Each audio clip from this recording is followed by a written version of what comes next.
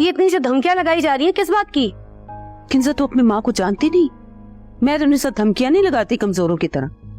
जो करना होता ना कर गुजरती है। हाँ यही तो पूछना चाह रही हूँ, कैसा क्या हाथ लगाया आपके जो आप इतना इतरा रही हैं?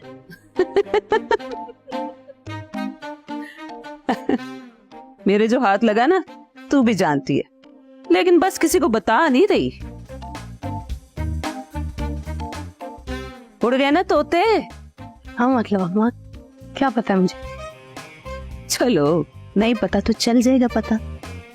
माँ देख ले आप, अगर आप कुछ भी गलत करने का सोच रही हैं या आपने कोई गलत किया तो मैं बता रही हूँ मैं। क्या क्या मतलब क्या?